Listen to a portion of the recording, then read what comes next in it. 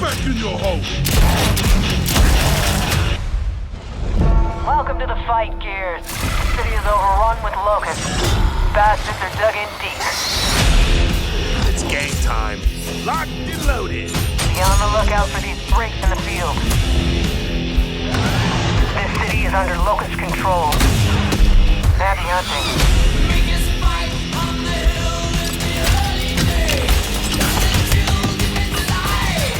Here they come.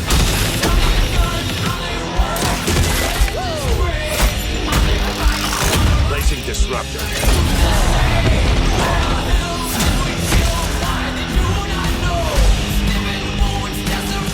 Defusing the bomb! Deploying drone.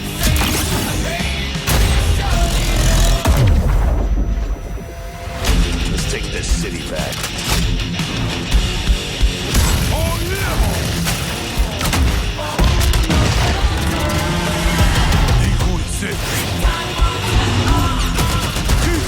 Don't let up!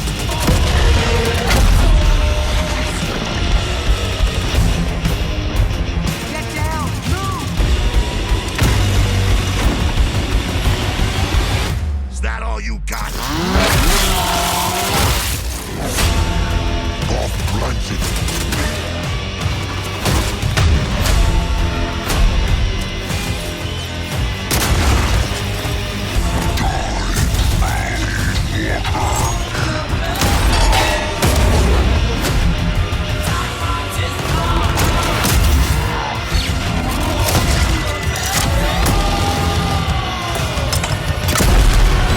Chew on this, asshole.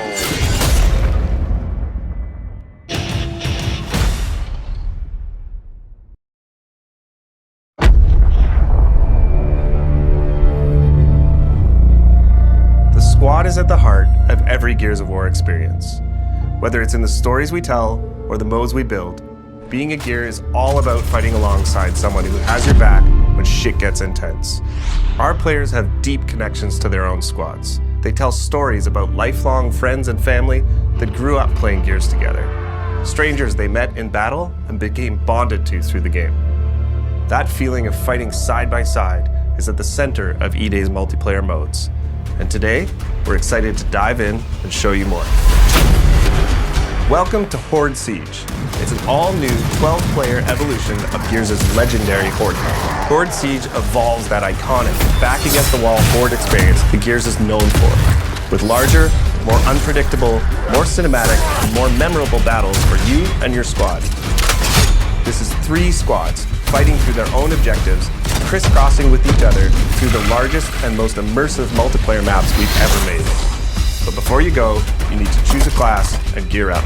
Each class has its own tactical gear to match its strategy, as well as progression journey that unlock loadout weapons, armor mods, and tactical gear mods so you can tweak your build to your own personal playstyle. The Assault class is about controlling the battlefield with mid-range weapons while stunning waves of incoming enemies using the Sonic Disruptor.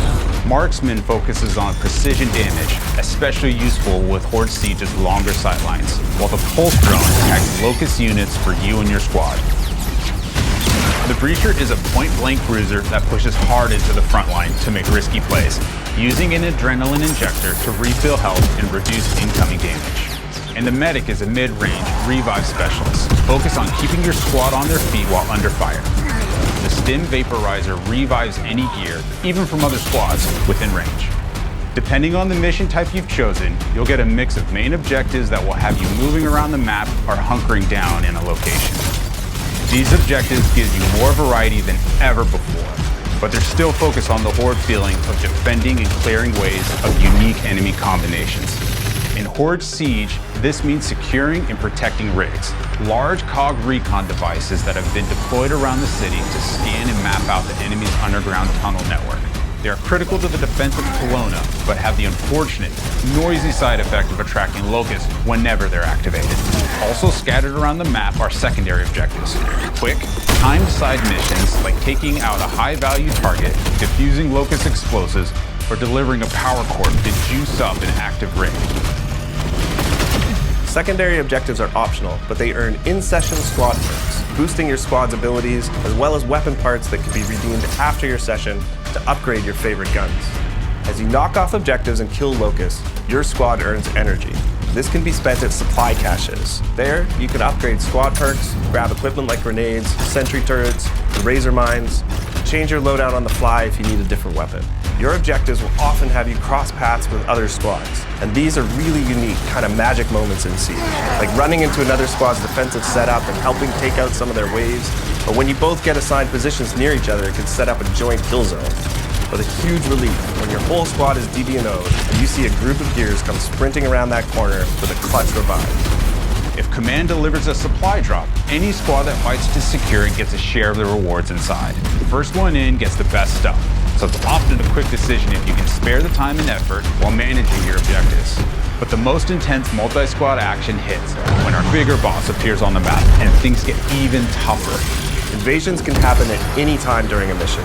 They add new chaos and challenges to the session, buffing locust enemies or restricting certain actions until they're defeated. And it can take more than one squad to bring these huge monsters down.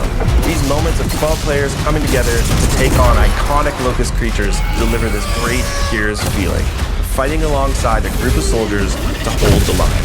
And of course, anyone that helps gets even more rewards. That's fucking beautiful.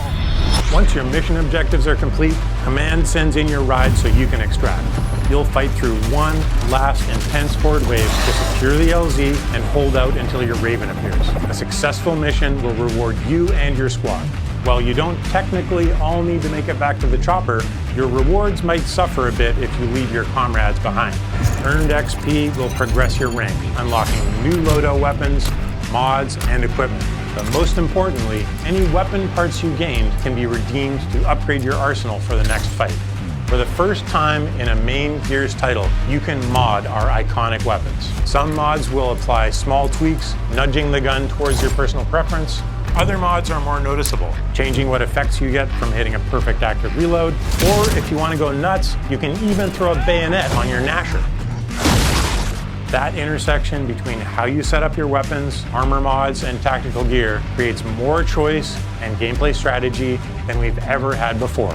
And of course, when you and your squad combine your builds, it can be the difference that gets you through an especially tough mission.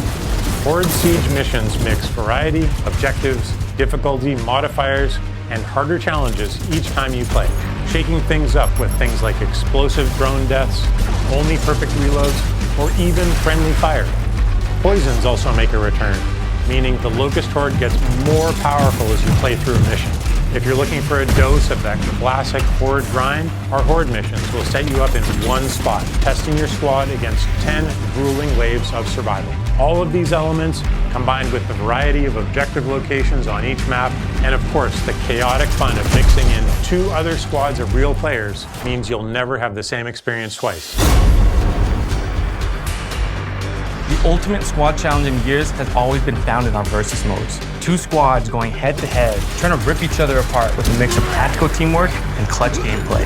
We wanted to deliver that pure Gears PvP feeling, but now evolved with E-Day's new movement mechanics. All our launch modes are 4v4, as Locust and Cog squads square off on all new maps. PvP is where you hone your skills. No mods allowed here.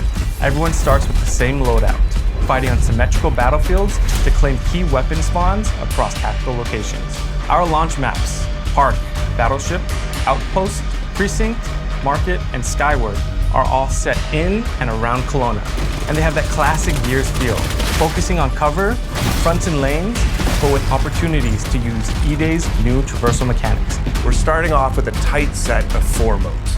Team Deathmatch and Conquest, our new King of the Hill mode, will feel familiar, but with some great new updates. And they're joined by 2 new modes. In Demolition, each squad battles over a neutral bomb, and then attempts to plant it at one of 2 of the opposing team's bomb sites. This is Gears PvP battles at their best. 2 fronts colliding, squads coordinating with non-stop action as you constantly flip between attacking and defending. Crucible is a great new mode that revolves around the power core. Whoever holds it gains points, but the scoring zone shrinks and it moves as the round goes on. This means the fight is always coming to you. The power core's one charged shot could strip the flesh right off an enemy, so well-timed defensive play can lock in that win. After launch, we'll be adding in new maps, modes, and events to keep things fresh, including some favorites that we're excited to bring back. Gears of War E-Day is a new game, built from scratch to feel like Gears, play like new. So whether you're a Gears veteran or jumping in for the first time, it was important to us that there was a place to get familiar with the gameplay mechanics. Our short bootcamp tutorial will walk you through the basics, but we've also included a combat training space where you can test out weapons, movement, and even go up against some short locust encounters to get some reps in. We have pre-made control schemes for all types of players. If none of them fit you perfectly, you can always customize one to your liking. When you're feeling ready to pop some heads, Versus is set up with two main ways to play. Jump into social to get into the fight and roll through some matches. Or you can even choose a playlist, play against bots as you continue to train your skills. If you're feeling up to it, join Ranked to get sweaty and test yourself in more competitive playlists while earning exclusive rewards. Almost all our character skins are based directly in the lore, themes, and events of the Gears universe. Our legendary skins are a bit more over the top, celebrating gritty and imaginative designs inspired by the vibes of our brand. When it comes to collecting and growing your own collection of customization items in E-Day, we've taken a more old-school inspired approach. That means nearly every single piece of customization in E-Day can be earned by just playing the game. You'll unlock new items through completing seasonal and event challenges, unlocking achievements, and by earning medals from our classic medal system. Everything else can be obtained by completing matches and earning coins, which unlock items in the barracks. We'll have a few things that are pay only, but they're limited to our premium edition items and charity or partner content like the Ride the Lightning weapon skin set we've created in partnership with Metallica. Every season, we'll grow our lineup of COG and Locust characters, as well as adding new weapon skins, poses, customization elements, challenges, medals, and events. All of this is to say, there's no battle pass, no pay to win, no bullshit. Play what you want, chase the unlocks you think are the coolest, and we'll have themed seasonal updates that bring in loads of new kick-ass content. Horde Siege and Gears Versus. Epic PvE battles and tight PvP combat that deliver on that intense Gears action in a totally new game. So grab your squad and join the fight. Early access to the open beta begins August 6th on Xbox, PC, and Steam. And we can't wait for you to get your hands on Gears of War E-Day. We'll see you on the battlefield.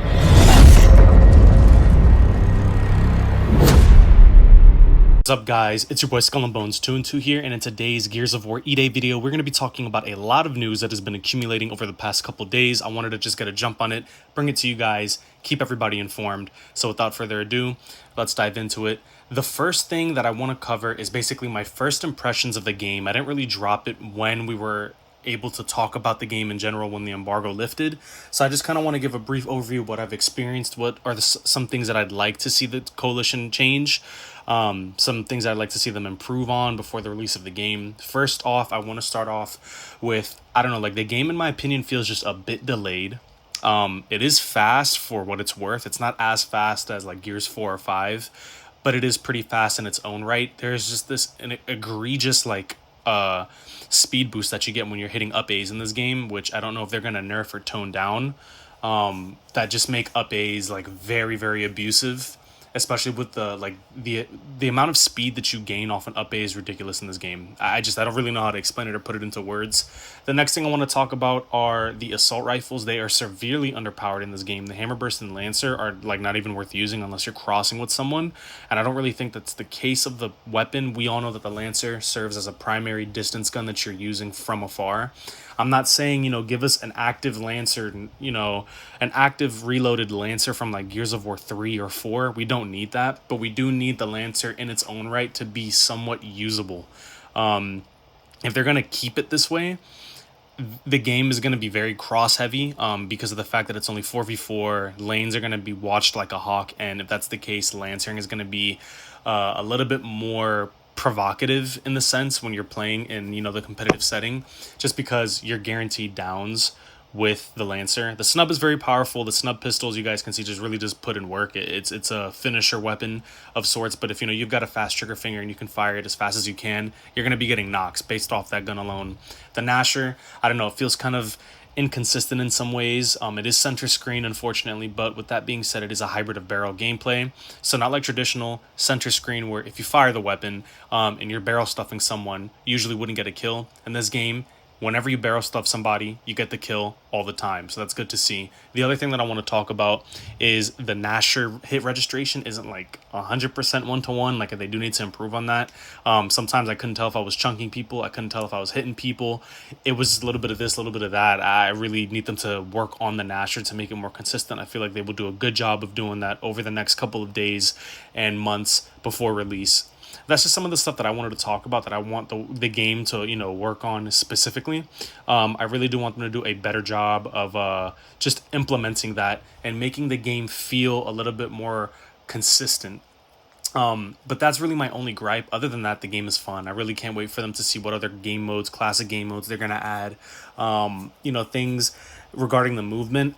I think it's in a good place, I can say, but only time will tell. I really do feel like taking advantage of grabbing height on players is something that a lot of people don't really tend to pay attention to, and that's going to be like a really good tactic to use in gunfights, where you just climb up on somebody's high ground when they're taking cover below you or in front of you, and that just throws them off. Like, in Gears, we've just never had that as a feature, and now it is a feature. So I think it's very good that we are getting some sort of new way or play style in multiplayer. So it's not the traditional, I've got to stick to cover is life, I got to keep playing my cover, I got to up A, back A, reaction shot. No, it's not like that. But with that out of the way, I do want to talk about the news regarding the beta that is going to be happening within 3 days' time. That is open to the public if you pre-ordered the premium edition or any edition of Gears of War E-Day. So here on the beta, we are going to be getting one map for Horde. We are going to be getting 4 Horde classes. We are going to be getting a capped level 10, 2 invasion bosses, 2 modes for versus, 2 maps for versus. All the weapons will be enabled, 5 medals, and there will also be limited beta rewards. Now, for the first weekend of the beta, they are going to be starting off with Horde. Now, I know a lot of people are not going to be too excited about that. A lot of people wish that we had the option to play both game modes, but for whatever the reason is, the Coalition is sticking to their guns and pushing out Horde as much as possible. I do know that campaign and Horde is going to be very much the opener that a lot of people that haven't even played Gears before are going to want to get. So that's probably going to be why they're starting off with Horde first. These are the beta preview rewards. If you partake in the beta, these are the things that you can earn from playing. I did see a lot of people in the early playtest with this skin already, and I was wondering where and how they got it. This is how. It's just unlockable rewards. And we'll be diving a little bit deeper into the customization part of the game.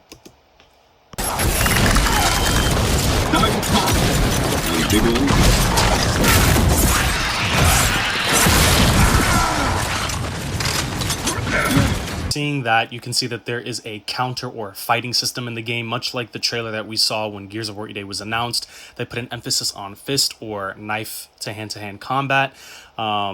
We will be getting a ranked mode when the beta drops, I believe, for versus, and when the official game drops. A lot of people were also wondering why there aren't meat shields and chainsaw battles and stuff like that. They just didn't want to include it in this game. There's not much I can tell you all about that. These are the new game modes that are coming to Gears of War E-Day. The one that I am most excited for, especially for ranked, is Demolition. That's just a new spin on the game, and I can't wait to play it.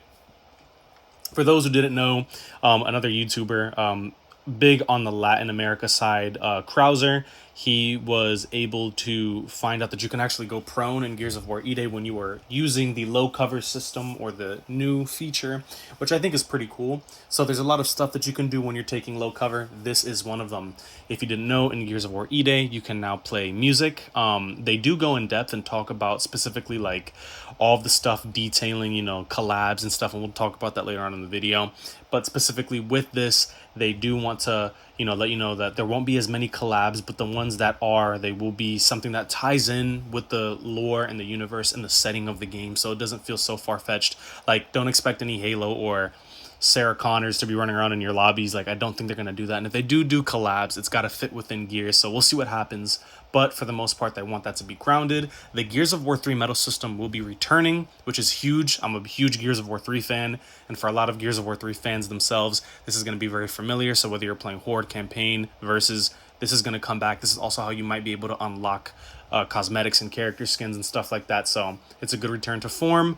Here we take a look at some of the skins, like the legendary Death's Rendezvous Marcus. We saw the Commando Dom skin. We take a look at some of the weapon skins as well. So I wanted to include that, what it looks like in the preview of the menu. Some stuff, if you haven't had the chance to look at it, they do a good job of covering that in the multiplayer reveal that Xbox and the Coalition published themselves. But here we get a look at the, I think it's like 5 new skins for the launch of the game. So that just kind of gives you an idea of what we're looking at for weapon customization. Cosmetic items in E-Day are designed to feel gritty, grounded, or inspired by the spirit and vibe of our brand. We love this universe and wanted to expand it in exciting ways. So we skipped promotional crossovers and IP partnerships for skins to focus on our own characters, world elements, and design. Basically, in short, the Coalition is saying, like I said earlier, they're going to be cutting back on those like crazy collabs like Fortnite and stuff. And if there is a collab, that collab will inadvertently tie into Gears of War. And for the most part, everything that we receive will be grounded in lore and pertain to Gears of War itself, our multiplayer, and anything other than that. Weapon skin sets, poses, and characters, they talk to you about this. You can feel free to pause it and read it yourselves. But essentially, the synopsis of this is at launch, they're going to feature over 60 character skins across the COG and Locust. Every major character and skin that appears in campaign is available to unlock on day one. Same thing with weapon skin sets and the poses that you're able to put to characters. And this is kind of just the thing of individuality and customization for yourself and your character. There's going to be banners return, emblems return, icons for when you spot people return, and titles that we haven't really seen. I mean, they were there in like Gears 4 and 5 kind of, but like titles, they are making their way back into the game, which is nice to see. So an example of this is when you're in the menu, they actually have the lowest form of rank in the lowest army, which is Maggot, and you can put that on as your title for people to see in multiplayer or Horde or whatever it is. I think that's very cool. But yeah, that's some more stuff talking about what we can expect to see in terms of cosmetics and stuff. Another thing that the Coalition does touch up on is a really big emphasis on how they want to approach the menu and the menu music, and you can actually now customize your menu music. You can listen to Metallica, from Whom the Bell Tolls. Who knows what other artists they're going to feature in the future, but you know, Gears of War is a pretty big IP, and a lot of famous people have played the franchise before, so I wouldn't be surprised if we get some rap, some Latin artists in there, some more rock, just to spice it up. And I think it's a very cool feature because, you know, not every time we want to be in the main menu waiting for our friends to get back, listening to, you know, that OST for the game. Not saying it's bad, but it's a good feature to have. Now, they go on to talk about earning cosmetics in E-Day. Everything you do, you can earn through playtime. Like, the more medals and challenges you complete, the more those are tied to cosmetics you are more inclined to want to go after, like in Gears of War 3. I think that's very cool. So there's no tour of duty, there's no battle pass, there's no gimmicks. What you want, you get, and you can grind it out. Now, they do talk about that there is a currency, there is a store. You can't unlock new items directly through completing seasonal and event challenges, but everything else can be obtained by completing matches and earning coins. Coins is the in-game currency, but they have iron if you want to spend money, which is something that's returning from Gears 5, and that iron can be used to buy collab items, you know, limited time items, I guess. And, you know, like other things that you might have missed before but are still up in the barracks for you to buy, which is a cool feature that they'll give you the opportunity to revisit some cosmetics you might have missed. I don't think they're going to be going down the route where there may be some things that are super rare and like limited edition and not a lot of people will have access to it. For the most part, everything should be obtainable. They talk about the additions of the game and the content that comes into it. We know that there's going to be charity offers and partnership items that, you know, are coming on later down the line. But we also do know that Gears of War E-Day is set to feature these collabs, and we've already seen one, which is the Metallica collab. So going down the line, I'm not too sure what that may obtain or, you know, pertain to regarding the artists that come into the game, but we'll see. They also go on to say that in the game, they do want to make it a big point, and here we go. They want to respect the grind, but they do believe in gratified instant gratification, where if you do want to spend money, you can buy stuff in the shop yourself. There are items that can be locked behind challenges, but you just got to grind that down and, you know, earn them and stuff like that. So it's not outside the realm of you not having to open up your wallet and spend anything if you don't want to. You don't have to in this game. Like, they're making it very clear that you do not have to spend money if you don't want to. You've bought the game. This is a full game. We will give you everything else because you've already spent money on the game, just like the good old days. The thing I do want to talk about is the customization for certain characters that go more in depth than what we've been seeing so far. That goes for the COG gears and, I mean, regular Locust drones and stuff. As you can see here, there's different color palettes from the regular gray to light blue COG armor COG gears. I don't know if that's an indication that we'd be able to customize one gear personally the way we like. I did see something here on the far right. There is a COG gear we haven't seen here that looks a little bit more custom than the other ones. Could be a character. We do know Mako's to the middle. ish, and then we see this new guy. Regarding character unlocks, apparently you do challenges, and that's how you get said customization pieces. So you would do challenges and either get those armor pieces for your character or skins for characters. There's a new Carmine in the game. I did want to talk about that and emphasize that. As you can also see earlier on in those other images, COG gears have different classes, so the sniper, the heavy, the infantry, and stuff like that. Those gears have probably different armor types connected to them, and then maybe you can build upon that. I'm not 100% certain, not 100% sure. I don't think it's set in stone, but I did want to talk about it because it was very interesting. And again, we do know that this Carmine is in the game. He's going to be in E-Day. We don't know if it's a he or she, if they're related to the brothers or not. This is a new extended family member or someone that is connected to our Carmines that we know. We do know that a lot of people are saying that in that image that I showed you guys next to Mako, that could be the Carmine. But again, we don't know. There's a lot of characters in this game. We don't know who's going to be who. But one thing that I did want to make clear is, like, with the customization for Locust and COG, we will have challenges. Challenges unlock certain things, like extra skins for one character, or there will be a thing where you can do challenges to unlock extra skins for said characters, or for our own one personal character that we have. Like, perfect example, for the COG gear, and this is just a theory, maybe the COG gear has the heavy, sniper, or infantry class that we can choose from, and then from there we can customize shoulder pieces, satchels, combat knives on our chest, gear to connect to the helmet, and stuff like that. And we can unlock those extra pieces through challenges, and those challenges can also those pieces of armor cannot be exclusive just tied to challenges, but we can buy those pieces in the shop. We can buy those cosmetics in the shop for our character, which would make the shop a little bit more engaging, I think, and worth spending money just alongside getting skins for characters. So I really do hope that the skins in this game are worth it. Again, we're going to be having a 5-season roadmap. In this gameplay trailer here, we do see snippets of custom characters and stuff and other skins for characters, so only time will tell. But this is something that I just wanted to bring to you guys, something short. I mean, not really short, it's a pretty long video with everything you guys do need to know with the upcoming beta and news over the past couple of days that I didn't really see a lot of people talk about / cover. So, you know, we really wouldn't know until, you know, the next couple of days. But we see here also in the gameplay, this character, people are theorizing that is Carmine, that COG gear that just sniped the guy, but I don't think so. I think that's just the medic gear. Kind of looks like a medic class character. Again, we won't know until the game comes out on October, so we've got some time until then. But other than that, this is your boy Skull and Bones 2 and 2 here. I will catch you guys in the next video. Peace.